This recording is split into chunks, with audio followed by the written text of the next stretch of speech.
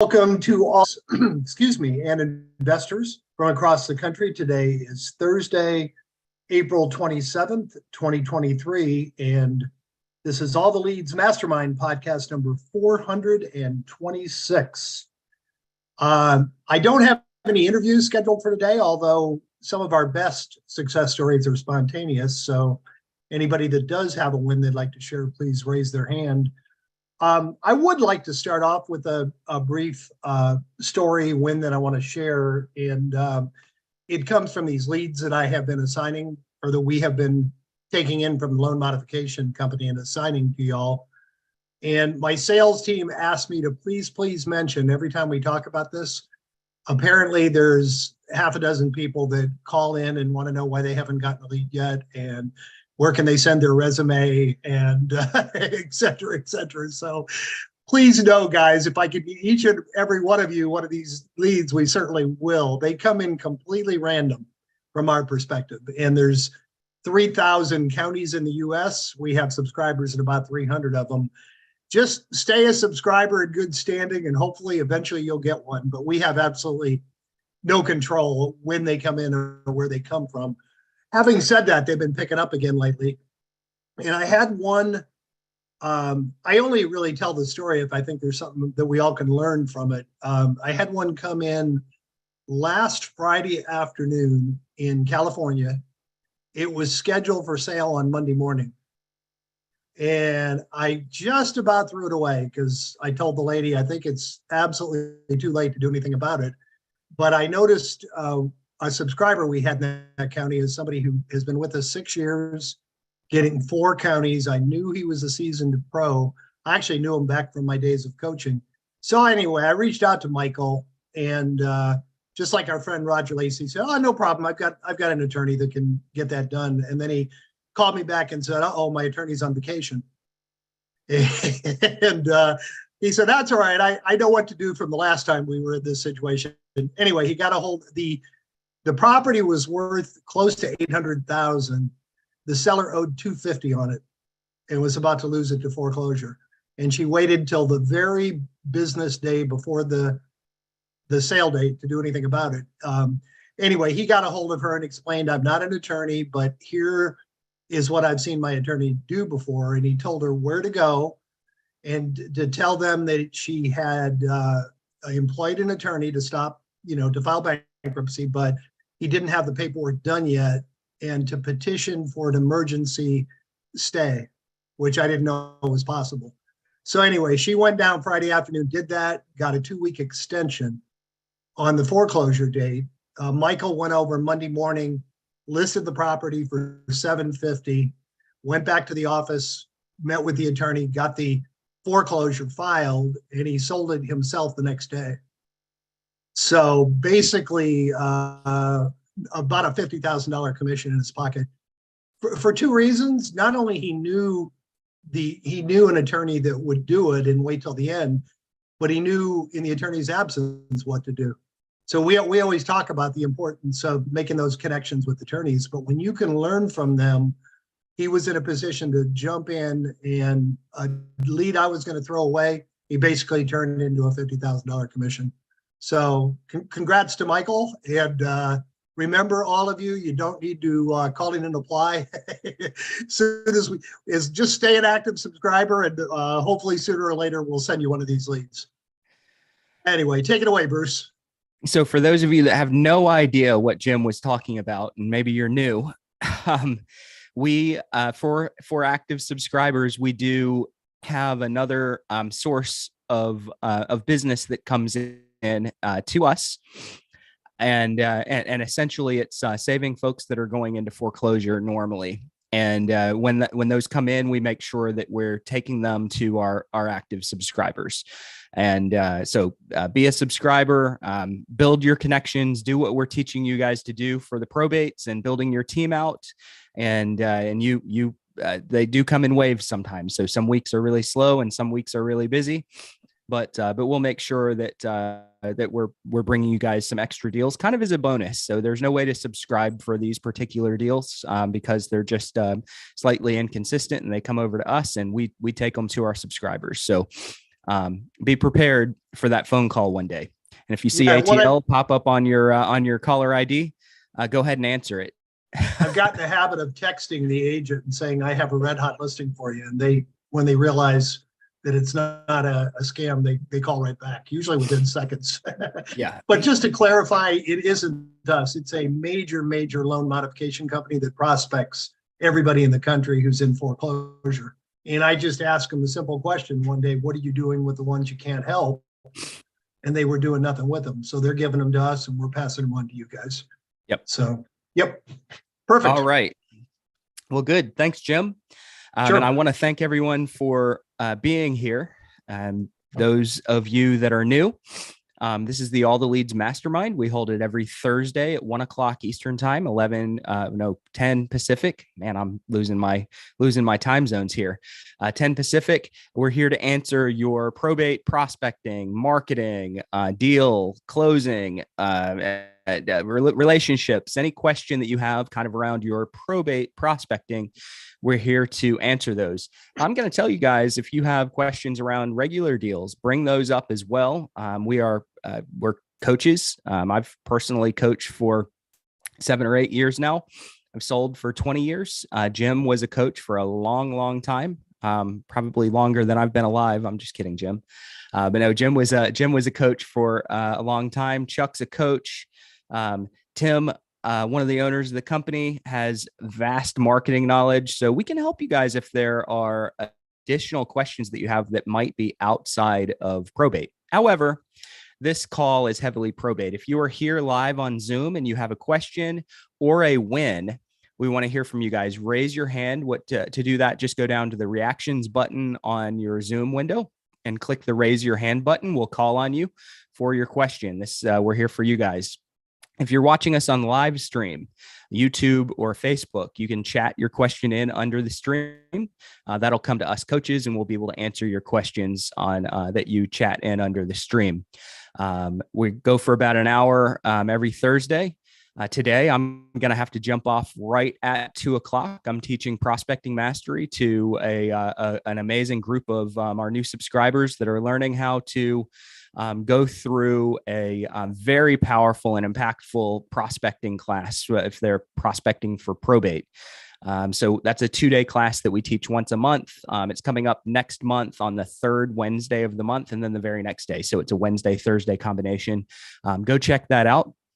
I encourage you guys, if you haven't been to Probate Foundations, it's a free class at the beginning of every month. Sign up for that to learn how to build your probate team, your USP, build out your marketing and your prospecting techniques. So we're here for you guys. This call does get recorded and posted onto our social channels. It gets posted onto your favorite podcast app. So if you just go look up All the Leads Mastermind, it also goes onto our YouTube channel. So there's lots and lots of ways to consume content and learn around the kind of the life transitions or the listing style business with a heavy emphasis on probate. So with that said, I'm going to turn it back over to coaches to see if there's anything that you guys have that you want to add in. I'm going to challenge you guys. Please raise your hand. Bring up your questions, basic, advanced. If you're in the middle of a deal, if you just closed something or got a listing or a contract that you signed, we want to hear from you guys. This is not only a Q&A time. It's also to hear success stories and motivate your peers that are all over the country as well. So let me go to Tim. Raised his hand. He might have been messing with me. No, I raised my hand. I'm being good boy. So I just want to point out that today's a bittersweet day. And the reason I say that is today's the last day that we're going to have Chuck with us as a full-time coach and doing some of the stuff he's been doing with us for the last, seems like, 2 or 3 years. How long has it been, Chuck? I think it's been summer of 2021 is when Right. I joined the team and started helping out. So Chuck's not going away, and we couldn't catch up with him to fire him, so he's actually leaving on his own. But the reality is Chuck has helped us out a tremendous amount, and we're making some changes just to shore up our service offering to you guys and give you more than we're giving you now. And we needed even more of Chuck's time, and Chuck needed to focus on his own real estate business. His real estate business is growing, continuing to do that, and he feels like he can, continue to join us. He'll probably show up on these calls and continue to be involved, but we're not going to count on him full time to do some of the stuff that he's doing. So we're reshuffling that around a little bit, and this will be the last time he's with us on this in the same official role as he has right now. But more importantly, I wanted to thank Chuck for all he's brought to the game. He's enriched our lives, and we're fortunate to have had the time with him that we've had. And going forward, we'll still try and steal as much of his time as we can manage, but we're just not going to pay him for it. It'll work out great for us. Yeah. No, I look forward to being able to come back, and I mean, I'll be a frequent visitor here on the Mastermind, and looking forward to continuing to, bring value. It's a good group. I think this is a very specific niche focus that's in need out there for people to ethically help people that are going through settling an estate. So I'm looking forward to it. Business is growing, and that's a good thing. So we've got to go set the next level in the business. So growth is good. Well, thank you for your time, Bud. And Yep. as importantly, I know that Chuck has meant a lot to many of you who've had the pleasure of experiencing Chuck coaching and help training and help you resolve some things. And so certainly, if you want to reach out to him directly and let him know about that, that'd be great. And other than that, we will continue on, and as I said, we're making some additions to our team to grow our ability to help you guys. And we'll be letting you guys know about that. Actually, next week, we'll have some announcements to make about that, and we're off and running. And like I said, we're going to get as much of Chuck as we can, but we're just going to not pay him anymore. So it'll work out great. Again, thank you, buddy. Thank you, buddy, for everything that you've done. You've been a valuable part of our growth. Thank you. Cool. Well, let's have a good Yep. call today. I'm ready Alright. for some questions. Cool beans. Awesome. Hey, Bruce, and I second that, Chuck. We'll miss you. Or I third it, I guess. I wanted to answer Steve Carney asked about my story. He was a little confused he said, was the owner able to stop bankruptcy with so little time remaining? And that surprised me too. They didn't file bankruptcy. They filed a petition to be allowed time to file bankruptcy, which I had never heard of before. In other words, an emergency petition saying, I intend to file bankruptcy. Can I have a little extra time to do it? And it was granted. So I would not have thought it was possible either, but it just goes to show you that Michael knew it was, and he got it done. So I just wanted to clarify that. With the right relationships and the right motivation and getting a hold of the right person at the bank, you can work wonders for people, even if it's the 11th hour and 59th minute. Yep. So good. So Tyrone, I'm going to come to you in just a second. I had a chatted in question, and I'm going to kind of open this up to the coaching group on this one. But Travis had asked under one of our live streams, he asked if it was the best probate deals were the ones with not many heirs. Okay. And I kind of want to go to Chuck on that one and get Chuck's opinion on whether those are the best probate deals or not. So my favorite answer, especially in real estate, is it depends. And a lot of it, so the term best is very subjective. So what may be best for you, Travis, may not be best for someone else in their particular business and their approach. I mean, to me, the best probate deal is going to be the one where everything goes very smoothly from start to finish, regardless of how many heirs there are. And we sometimes it's a complete lottery. It's a roll of the dice. We don't know their family situation.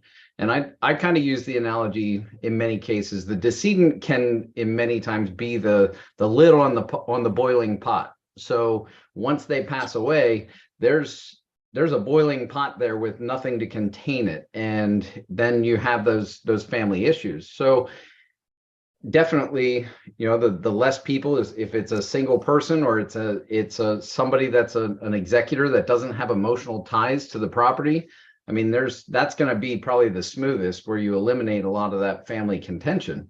But a lot of it really depends. We've had some really great deals that go smoothly with family getting along and they're really appreciative of the help. And that to me means the most, that we're able to touch somebody and help them through a difficult time, easier than them doing it alone. So now from a profit standpoint, that really is independent as far as the number of heirs. That's going to be based on, you know, the value of the property, and if you're an investor, what your purchase price is going to be. I mean, the economics are not tied to the number of heirs, but Yep.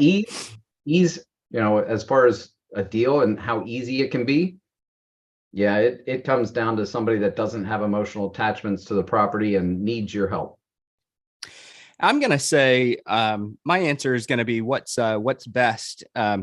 Kind of depends on what's best today and what's best tomorrow. So what's best today and easiest today is that single decision maker, that personal representative. They don't have a lot of siblings or additional heirs, or maybe the additional heirs have given them all decision-making responsibility. And those are certainly the easy ones. The ones with hair on them, a lot of times end up being where you're the only person willing to help them. And so there's less competition, might take a little bit longer. And you got to consider that multiple heirs a lot of times mean multiple relationships. So my most profitable probate has turned into, gosh, I haven't counted this up for a while, probably 13 to 14 total transactions, not out of probate, but because there were a lot of different heirs. They didn't all like each other. They sold 4 properties out of probate or during the probate process.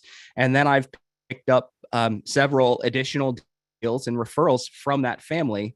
And they didn't even really all get along. So the fact that individually they're still bringing me referrals is an attribute to how just because something gets a little bit complicated and there's multiple relationships to juggle and manage, you can, and you do a good job, you can really get a lot of spin-off business out of that, out of those relationships. So I'm going to say it's easier when there's just one decision maker. Multiple decision makers, a lot of times, or multiple people involved, a lot of times can build amazing referral opportunities in the future. Another thing with multiple people being involved is there's always someone that's pretty desperate for money that has some influence over the other family. So it's easier to get those houses priced right when you have multiple people involved, because there's always at least one person that's like, just get rid of it. And they're going to be leaning on their family members and helping influence selling decisions. So, all right. Tyrone, it's good to see you back 2 weeks in a row. It's a pleasure. Go ahead and unmute yourself. What do you have for us today? Oh, thank you. Yeah, 2 weeks in a row. Yeah. Couple things. One, just wanted to clarify, you did say that the probate foundation class is on the third Wednesday, so that would be May 17th and 18th for the next one coming up? So foundations is the first Wednesday. So foundations, probate foundations, that's our free class. It's the first Wednesday of every month with an occasional exception, but it's rare that we have to move that to like a second Wednesday. It's typically on the first Wednesday of the month, 2 p.m. Eastern time, 11 Pacific. And then the third Wednesday is this kickoff of prospecting mastery. So that's the 2-day class. It's back-to-back days. That's what we're doing today. We rescheduled it from last week to today. And prospecting mastery is kind of a 5.5 to 6 hour class where we break apart the individual elements and the outline of a probate prospecting phone call. Okay, I see. All right. And then the list comes out once a month. So yesterday, I believe I received the first list. So there's about 52 names and stuff on there. So I called pretty much all of them that I could. Got a hold to a few folks, but there's a couple of folks in there who I can start mailing to. So do I need to schedule a time to get with someone in marketing to get the letters to go out and schedule that? Absolutely. So what you're going to want to do, and so this is for you and really anyone else here. And I want everyone to know that our marketing team can set up your mailing on probate or really any other type of leads as well. So we have a lot of content and a lot of ability to get marketing out the door for you, especially when it comes to direct mail and websites. So what you're going to want to do, Tyrone, is get with what we call your MIS or marketing implementation specialist. If you don't know who that is, just go to the support chat and ask who it is. They will get you with your MIS, and they will walk through your letter options, your postcard options, whether you want QR codes, and they'll help you with logos and really anything that you want when it comes to direct mail. But I would go ahead and schedule that. If you want a discount, and it's a pretty big discount, get yourself on autopilot where it goes out without having to manually order. Autopilot with 3 or more mail touches per list. And there's a what is the discount? Is it 15%, something like that? There's a pretty decent discount on mailing when you're on autopilot with 3 or more touches. And Jessica's here. I think I heard Jessica chime in. Was that you, Jessica? If so, wave at us. She's one of our MISs that does a great job helping set up. Our MISs are really almost coaches to a degree. They know marketing. They can help make suggestions on which letters go out and which sequence and which order. I'm going to encourage everyone here probably to maybe start with 3 or 4 mailers. But on a list, if you really want to start getting into maximizing the value of a mailing campaign, you might want to push into the 5th or the 6th month with your mailings, because a lot of people don't make those decisions until month 5, 6, 7 sometimes. And if you drop out on month 2 with mail, then they're gonna have months to forget who you are. All right. So yeah, Tyrone, MIS call and they will get you set up. Okay. Yeah. And how did your conversations go yesterday? oh, they were pretty cool. I really enjoyed it. It was totally unexpected. I guess I made a lot of stuff up in my mind that I thought it was going to be really, emotional when but it really wasn't. It was very smooth and easy. I was very, very impressed with it. So, I didn't see that to be a problem. I felt more uncomfortable because I don't have all the pieces together. I don't sound as confident, but I guess that'll come over time. Mhm. So, one last question, and I'll move on to someone else. I've noticed a lot of times when I'm seeing different listings, they'll have in there, it's probate, but then there's court confirmation.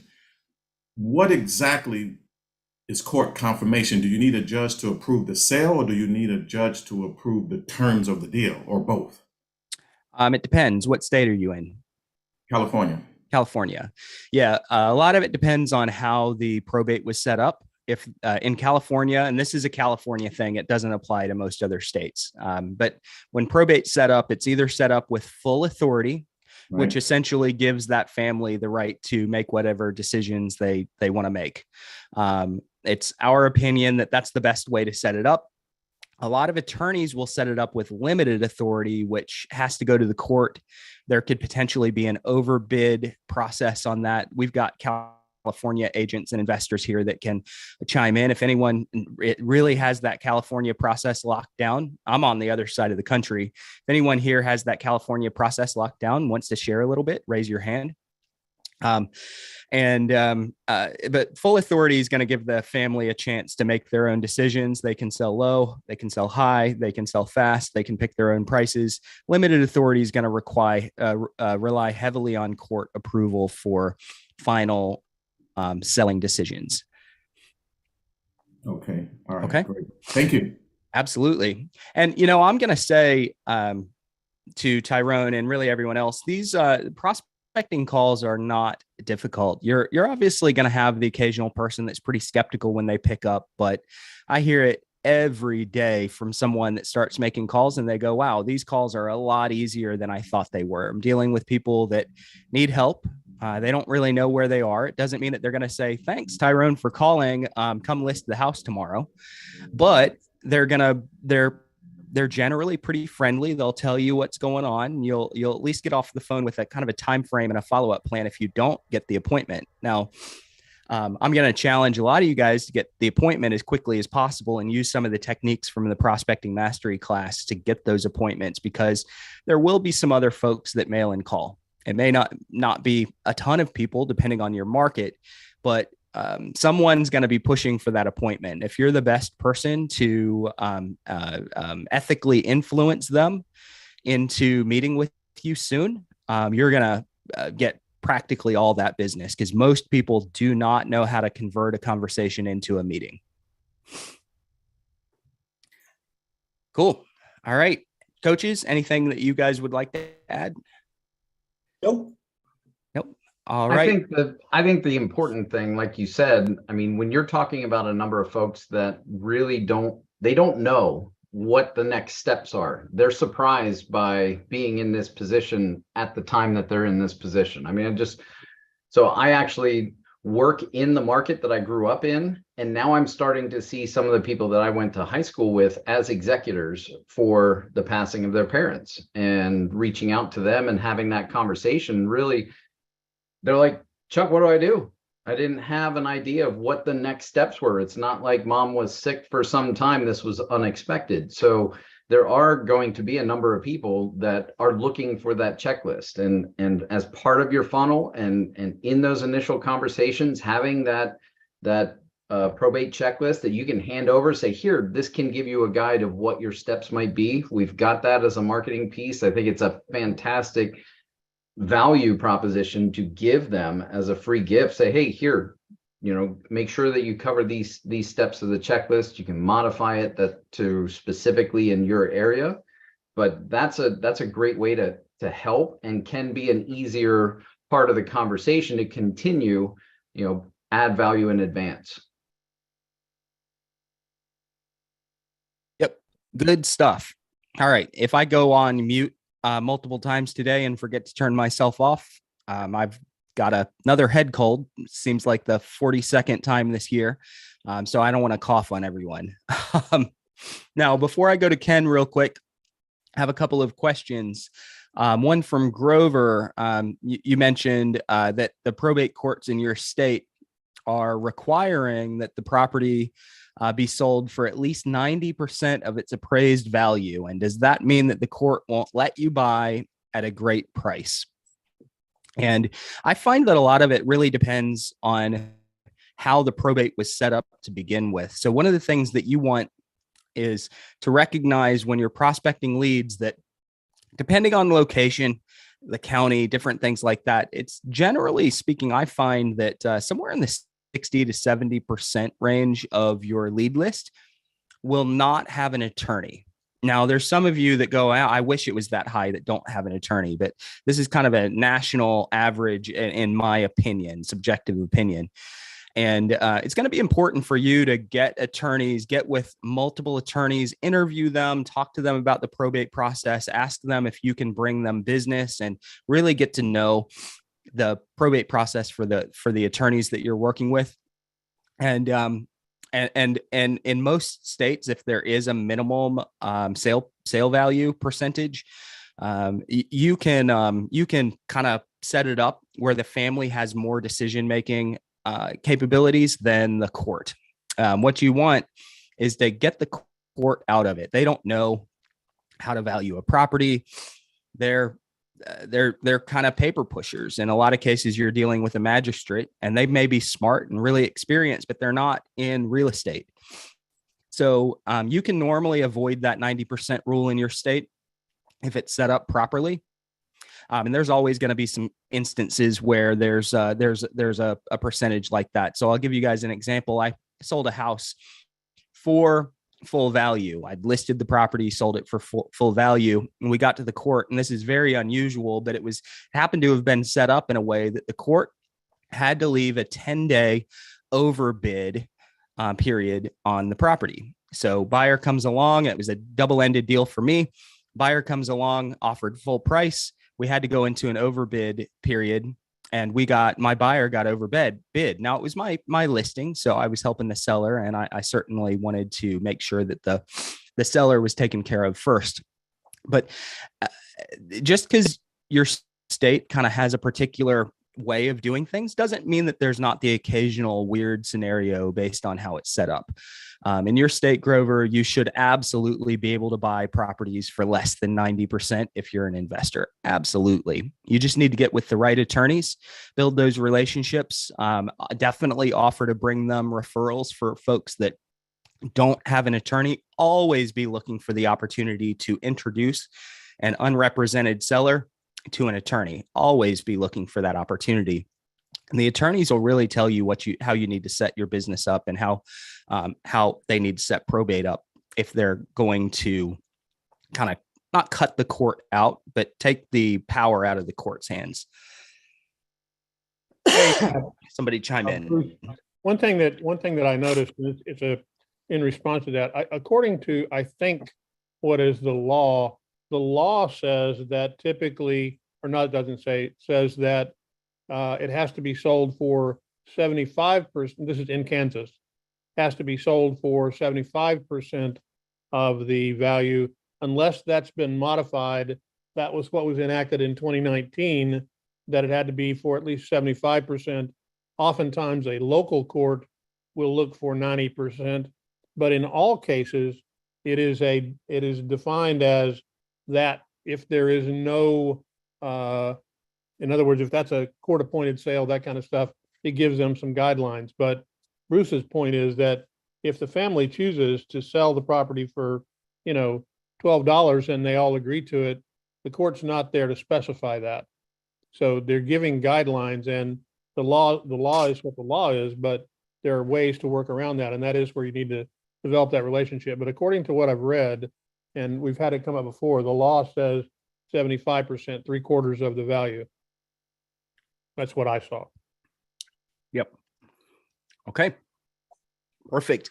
I'm going to go to Ken first, but I want Joe, I want Alyssa and Will to know that we are coming to your questions next, and then I'll pop over to Winston here in a second. Unless, Winston, you have something that is pertinent to the question that was just asked. Give me a thumbs up if it's pertinent to the question just asked. It is?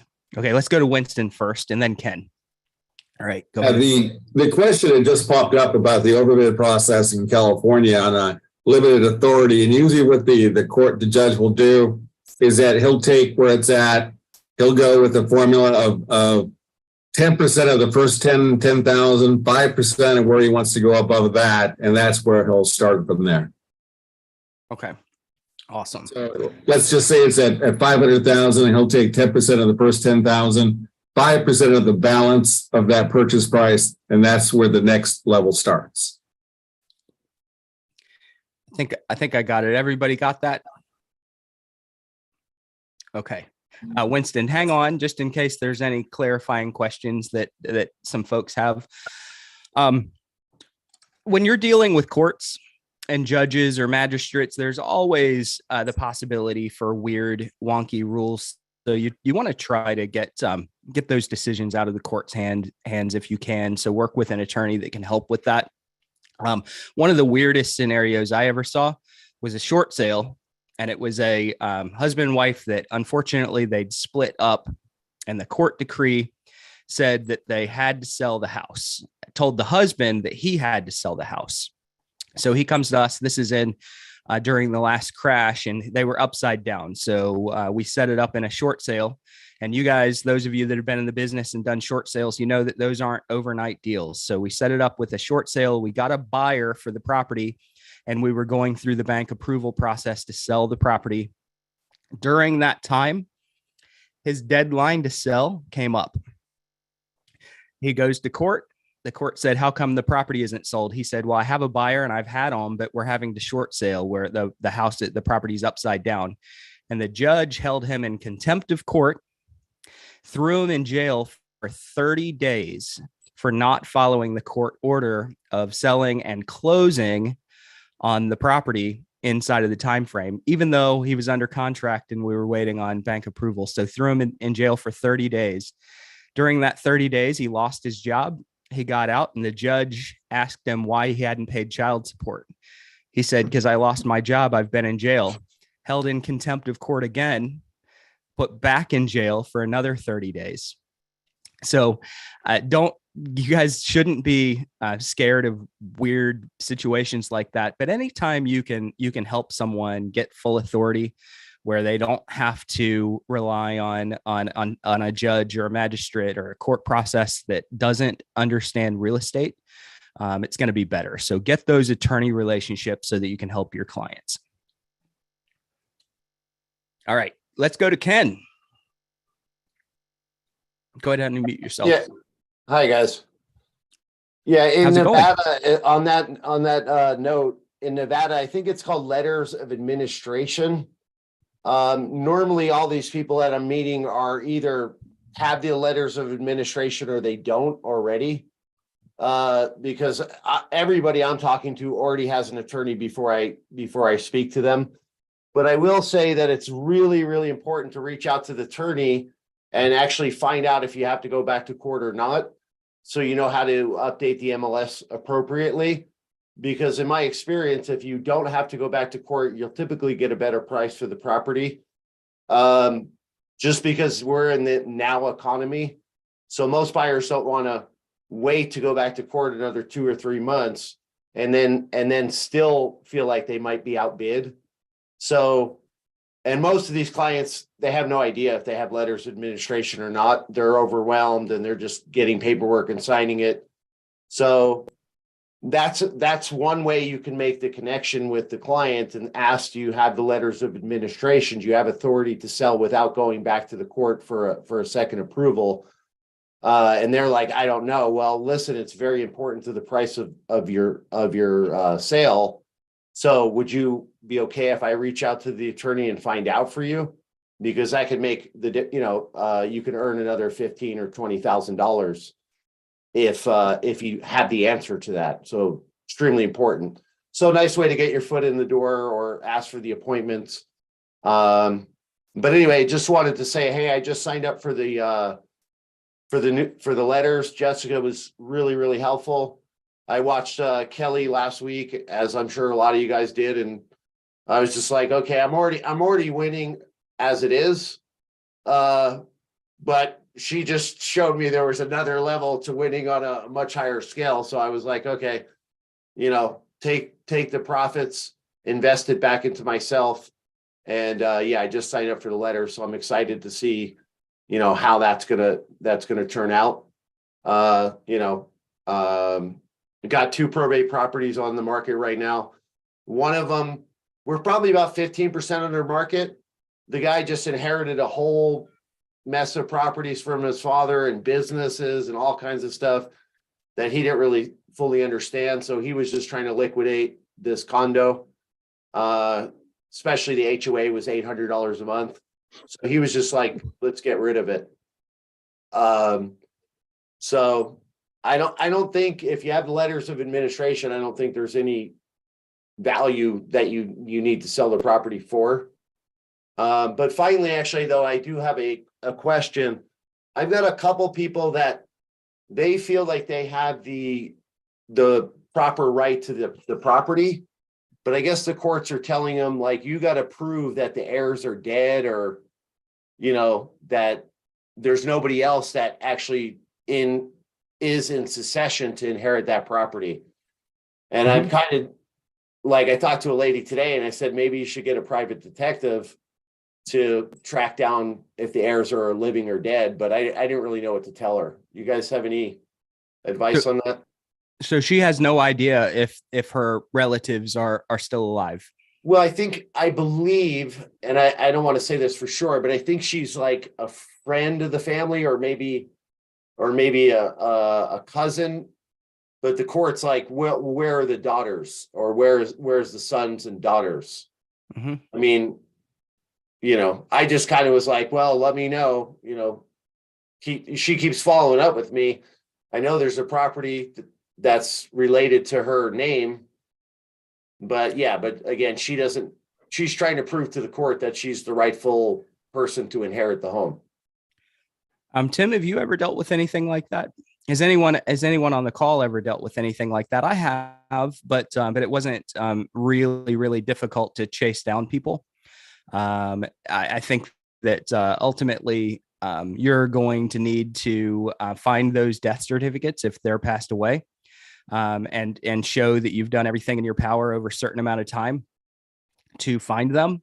And then if you can't find them and there are no death certificates, there's probably going to be a cloud on the title. That would be my suspicion. Yeah. And partially, I'm just like, well, if they come back and they say they get court approval, then great. If not, just keep, pushing on. I mean, that's what I'm going to do anyway. Mm-hmm. Maybe that's just a situation where it's too much effort for too much uncertainty of the outcome. I mean, I'm really looking for people that tell me, yes, they inherited the property, and yes, they're definitely going to sell it. Like, then I'm like, bingo, that's my ideal person that I'm looking for. Hey, Ken, in that situation, I'm assuming there was no will, I didn't ask. because the only time I've ever seen that is when there was no will. Well, And they had- well, actually, I guess I didn't ask. She interjected when I talked to her, and she said that there was some kind of statement that said that the decedent disavowed or whatever, took these other people off the inheritance. So I guess that was a will. Actually, now that I'm thinking about the conversation, but I guess the court still doesn't. Maybe they think it could be fraud or something. I guess apparently they're still not taking it as, proof positive that they can move on. Yeah, the only time I've ever seen anything like that is when there was no will and you had to track down any known heirs. And but there's usually a procedure for publishing notices, and it's kind of on them to respond. And after a certain amount of time, if they don't, then it's assumed that nobody does have an interest. So Right. yeah. Well, you might that's what wanna- I'm wondering, if it's a time frame thing, Mhm. or what, how it's going to work out. But anyway, like I said, I guess it's just on the back burner, and I'll let her eventually come and say she's got it figured out or not. So your initial idea of hiring a private detective is probably wise. If it is a time frame thing, that time frame is going to come with stipulations to be able to prove to them what you tried. Here's a certified letter that I sent out. I hired this person out of the probably most likely out of the proceeds of the estate. So not out of her pocket. Right. Here's what I did. Here are the steps that I did. I haven't found anyone. It's been 30 days. It's been 60 days, whatever that time frame is. And show that there was a legitimate effort being made. Most courts should acknowledge and recognize that. Now, if Okay. there's a will, I don't know why they're not accepting. Yeah. And again, I didn't specifically ask if there was a will, but she, made mention of some kind of paperwork. So that probably was a will. Mm-hmm. But, and then, yeah, the other, again, off that topic, yesterday I was cleaning out a property. We had like 12 cars on it. I'm down to 2 now, so I'm very relieved. But the last guy I met, he was a buyer. Like, he'll buy anything and everything. He mostly wants to buy cars, but he'll buy anything and everything. So I had a property I cleaned out 2 weeks ago, and I just gave all the stuff away. So it's cool now that I have a potential buyer for all this stuff. When the client's just like, hey, get rid of it, then I can actually sell it. And I think that's probably not a conflict of interest, right? If the seller's just like, hey, get rid of this stuff. I mean, if I sell it, I don't think that's an issue. That shouldn't be a conflict of interest. I took a car in exchange for a commission on a probate one time. So I don't see that as a conflict of interest at all. This is just a member of your team. The family wants to get rid of the property. You need antique dealers, you need personal property buyers, estate sale companies. So I don't see this as being anything out of the ordinary. It might be a unique scenario, but right. Get yourself buyers. Right. Well, and with this particular client, I mean, first we actually did a probate auction. So I guess the total revenue of the auction was 15,000. She got half of that. And then the rest of it, she was just like, get it out of here. And that was like a week before I met this guy that would have probably bought a lot of that stuff. So I was like thinking, what am I going to do with this stuff? And I just called my contractor and was like, get it out of here. And he wanted to charge me. And I was like, well, hold on, listen, I think there's enough value in all this stuff here that you could take it and do something with it and get it out of here for free and clean this unit up. And that's what we ended up working out. Yep. Amazing. All right. Good All stuff. right, Thanks, guys. Ken. Thank you. Yeah, Thanks. thank you. Roger, we'll come to you in a minute. I've got a bunch of questions that have been chatted in, and we're going to go to Joseph first. Joe had asked what type of letter we would send to a personal representative who is a surviving spouse. in general, guys, and this goes for all probates that I mail to, because I like things going on autopilot just automatically. That first letter is going to be very much concierge service focused. It's going to be kind of, I'm your turnkey solution. I can help you with a property sale, an estate sale, cleaning a property out. I can connect you to attorneys and accountants and buyers and all, just kind of show them the overall value. You want to summarize that relatively quickly. And we have a bunch of letters that kind of cover all those services. I would do that to a surviving spouse, but the truth is I do that to everyone on my first letter. I do then start to get gradually over time, I start to get my letters a little bit more focused on real estate. So that second letter is usually kind of a service-based letter. So it might be a concierge service, and I'll normally drop a PS in there that says, oh, by the way, if you have real estate that needs to be sold, here's how I help. And then by the time I hit my third, fourth letter, I'm focusing pretty heavily on real estate. And I'm putting a PS that tells them, if you don't have real estate, you're not going to sell, you don't know what you're going to do yet, here's the other things that I can help with. So I kind of use the power of the PS to present the opposite service of whatever I'm presenting in the body of the letter. All right. So Joe, I would lead that very first letter just in general for everybody with kind of a turnkey type of service letter, showing them everything that you can do. Definitely touch on the real estate in that first letter, but that's not the primary focus of the very first letter normally. All right. Anything to add, coaches? If not, I'll go to Travis. I think for me, I really like the trifolds as a first touch, and it delivers the entire value proposition that we would offer to help somebody with those types of things, what Bruce was describing. If you want to customize and maybe step forward, maybe you can lead with downsizing and not about probate and not about the estate. But that's an option. That would be, I would take the same letter and just change that little bit of wording. That would be the only real modification, because you want that same value prop. Mm-hmm. Yep. All right. I said I was going to go to Travis. I already answered that question. I'm going to go to Alyssa. You asked two questions. So does everyone do mailers first thing? I get that question a lot, and that's a great question. So when do you send your letters? A lot of it depends on whether maybe you're using Property Plus, which is an extra skip tracing service that sends your leads out and tries to collect as many property owners as we can. So if you do Property Plus, that list is going to come back with 75, 80% that owned real estate, and maybe 15 to 25% that it doesn't look like ever owned real estate. So in a case like that, what you might want to do is delay your letters by 3 or 4 days or 5 days, so that you can go in and check off anyone that does not have real estate. And that way you're only mailing the folks that have owned real estate in the very near past. Okay. So otherwise, you're going to want to get that letter out really quickly. And for those of you that don't know, why would you do Property Plus and get that extra skip tracing? It's not data that comes with our regular leads.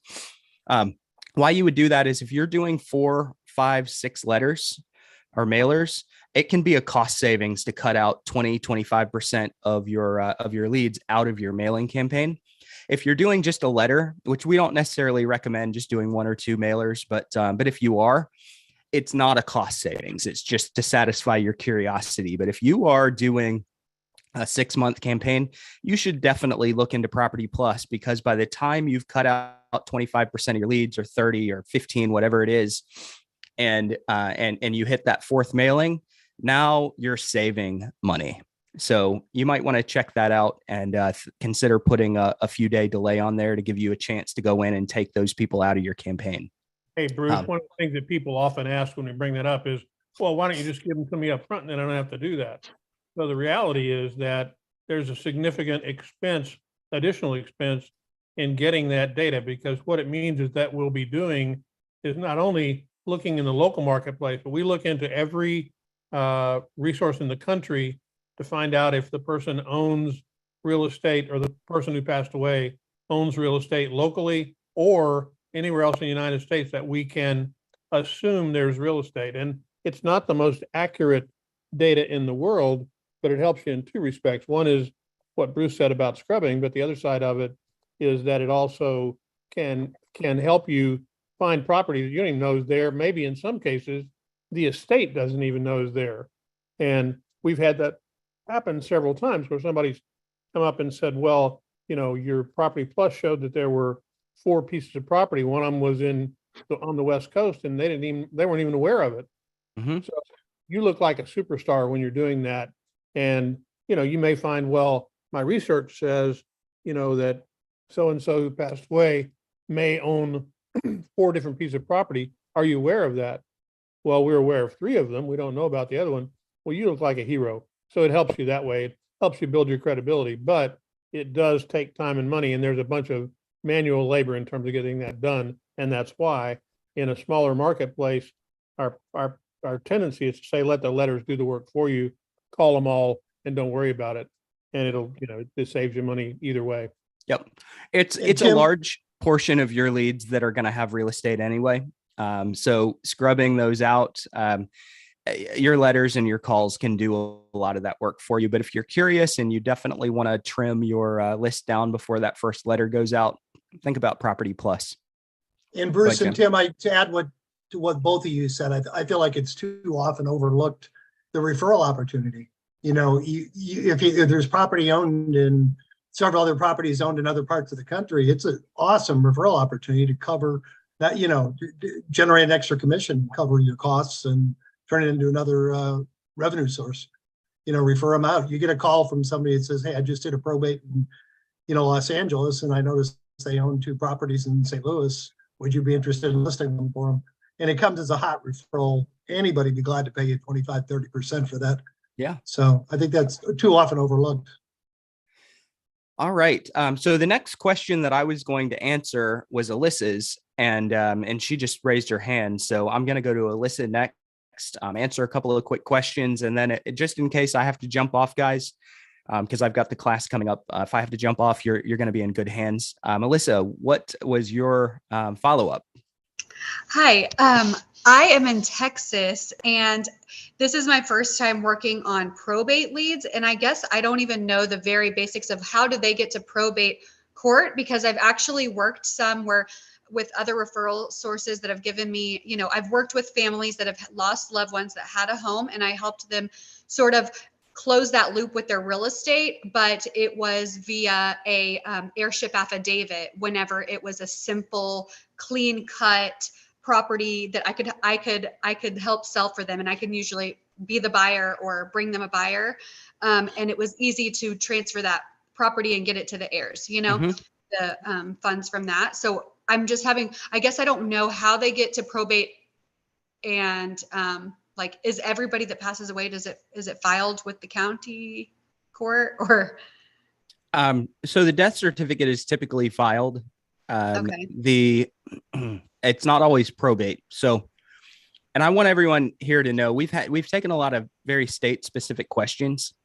I know Virginia, North Carolina. I've picked up through coaching a lot of processes in other states, but I'm certainly not perfect in every state. It's really simple. I want everyone to go do some research just through Google, probate process, or when do you need to file probate in your state? And Alyssa, I'm going to answer yours as best I can, but this is for everyone.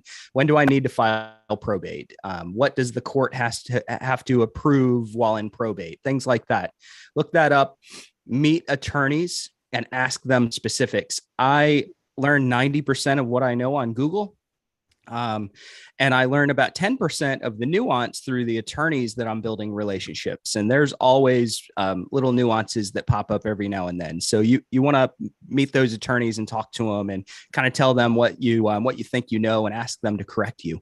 And they're happy to do so. But for us to get this information with the representative and the deceased, somebody filed it with Somebody filed probate. And in general, in most of the country, the net assets need to total $50,000. And I know in some cases like California, it's like 184,000 or something.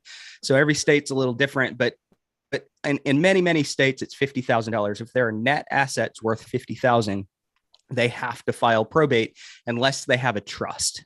So they can't empty the bank accounts. They can't sell things like that. So they got to go through probate. So can they get in trouble retroactively? Um, Because I it don't depends. know Yeah. when I've sold stuff, and I guess I need to research a little more. Now, real estate can be different. There's a lot Okay. of times when you can carve out real estate in certain states. Texas is one, North Carolina is another. You can carve the real estate out of probate and actually go ahead and sell real estate by following the correct process. And any closing attorney or title company should be able to tell you if the process was followed. Yes, I have a ton of resources on that end. So that could be another like value add for them as well, to not have to go through a probate attorney necessarily with the property if they're trying to offload it. I don't know. I think the biggest value add is to take them to an attorney when they don't have one. And of course, it's a value add if they don't have to go through probate. Any good, ethical, and honest attorney should be able to tell them when they can carve the property, the real estate out. Okay. So get yourself some really good, trustworthy attorneys that you can take these deals to. You take a few to them, and they're going to be your advocate for life. They're going to refer you business, and they're going to, I can call a few attorneys and they will tell me anything that I need to know just because I take on business. So, Okay. yeah. And Alyssa, it's unlikely they're going to get in trouble because the title company will pick up if there's a death certificate, they're going to require a probate. So you're not going to be able to, they're not going to be able to undermine it. A good title company, it would be an issue with title.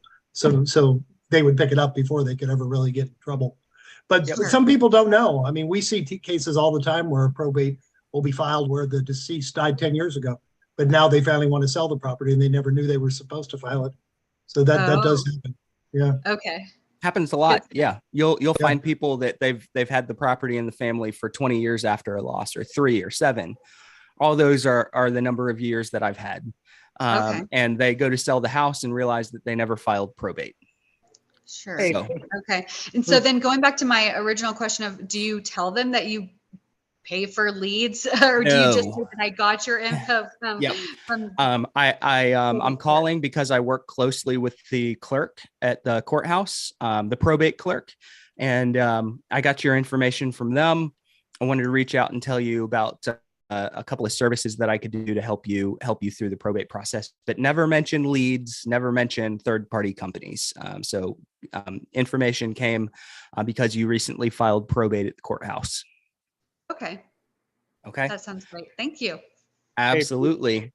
Bruce, it's the top of the hour, and I know that our other Alyssa has some info she wanted to get out, so I wanted to go to there real quick before we begin to lose people here. Okay. Alyssa, are you ready? Alyssa can do that. I'm going to have to drop off, guys. I know that there's one more question from Will in chat. Alyssa, go ahead. Chuck, Tim, Jim, you guys got it. I got to go to class. Go get them. Thanks, everybody. Alyssa. Thank you. Yes. So I just wanted to hop on and put out a formal request for feedback from you guys. We always get great feedback, and this call is full of a lot of subscribers who have been with us for a long time, a lot of new subscribers, and we are always seeking feedback, whether it be on our calls, on our customer service, on a training class, mail, the leads themselves, anything like that. And I'm going to go ahead and drop our review links in the chat, both in Zoom and on YouTube and Facebook streams.